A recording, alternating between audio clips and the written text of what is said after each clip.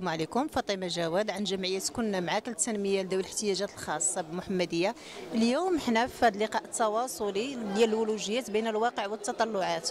الشكر الكبير لجمعية أحلام الطفولة واتحاد الجمعيات المساهمة الكبيرة في نجاح هذا النشاط، وكنشكروا نائبة رئيس المجلس البلدي السيدة زهراء لحضورها معنا وكل الجمعيات اللي حضروا معنا اليوم وكل فعاليات المجتمع، وكنشكروا الجرائد الالكترونيه اللي حضروا معنا. الولوجيات بين الواقع والتطلعات، كنسعاو لتطبيق قانون الولوجيات بالمحمديه بكل المرافق. ما بغيناش القانون يطبق غير بالمرافق العموميه، بل بكل المرافق العموميه الخصوصيه بوسائل النقل، لان المعاق محتاج انه يولج المرافق بسهوله، محتاج انه يلقى وسيله نقل مريحه انه يتنقل بها في المدينه.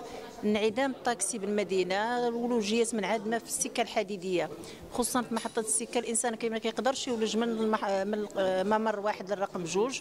بالنسبه للطوبيس ممنوع على ذوي الاحتياجات الخاصه انهم يركبوا، لحقاش غير صالح للولوج. ومن هذا المنبر دعوه لجميع المجتمع المدني والمجلس العماله والمجلس البلدي وكل الناس الفاعلين بالمدينه انهم يتعاونوا على تفعيل قانون الولوجيات بالمدينه. وشكرا.